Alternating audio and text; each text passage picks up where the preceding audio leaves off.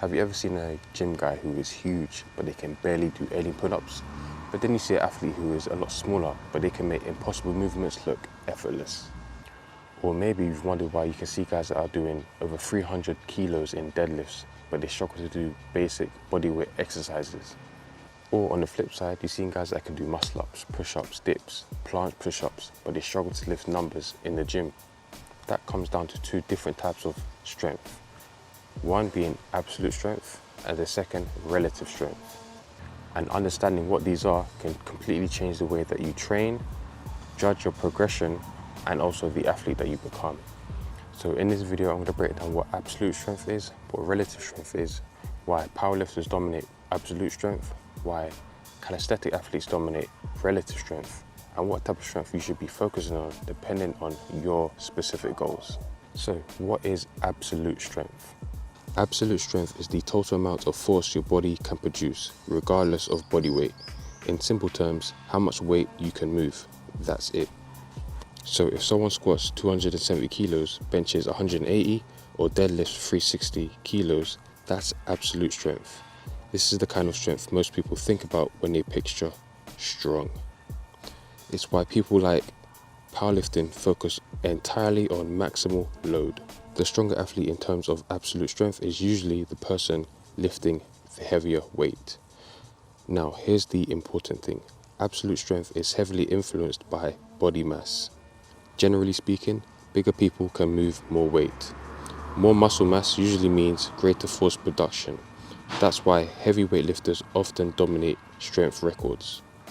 For example, a 130 kilos strongman will always dominate and outlift a 70 kilo gymnast in raw numbers. But that doesn't necessarily mean they're stronger relative to their own body weight. And that's where relative strength comes in. So what is relative strength? Relative strength is your strength compared to your body weight. So instead of asking how much can you lift, we ask how strong are you for your size. This completely changes the conversation. For example, a 70 kilogram athlete can do weighted pull-ups with 50 kgs in terms of extra added weight attached. Now that's extremely high relative strength. If another athlete that weighs 130 kilos can do the same pull-up, it's impressive, but relatively speaking, the lighter athlete is producing far more force compared to their body mass. This is why smaller athletes often dominate movements like pull-ups, muscle-ups, front levers, planches, handstands, and gymnastics movements. Because body weight becomes the resistance.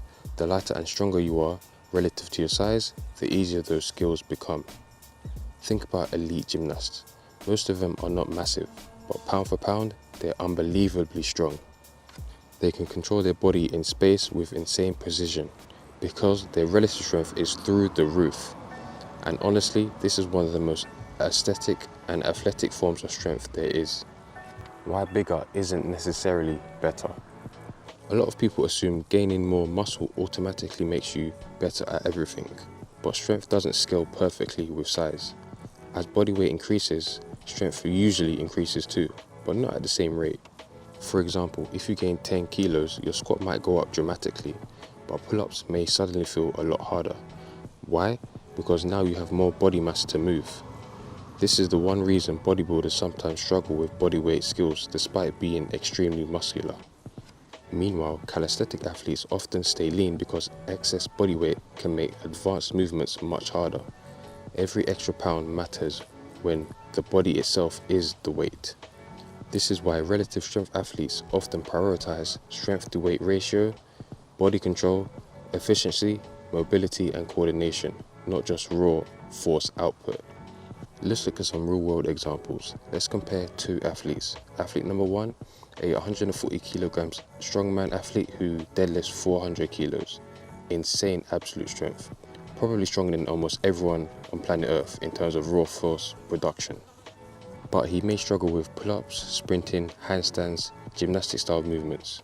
Now, athlete number two, a 70 kilogram gymnast who can do one-arm pull-ups, iron cross holds, full planche push-ups. That athlete has elite relative strength. They may not be able to deadlift 400 kilos, but their body control is extraordinary. So, which athlete is stronger? Honestly, both are. they're just expressing their strength differently. And that's an important mindset shift. Strength isn't one-dimensional. There are multiple ways to be strong. So which type of strength should you train for? This depends entirely on your goals. If your goal is powerlifting, strongman, moving maximal weight, or building raw force production, then focusing on absolute strength makes sense.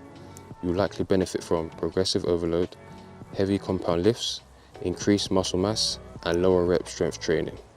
But if your goals are athleticism, calisthenics, martial arts, climbing, gymnasts, speed, movement, efficiency, then relative strength becomes important for you.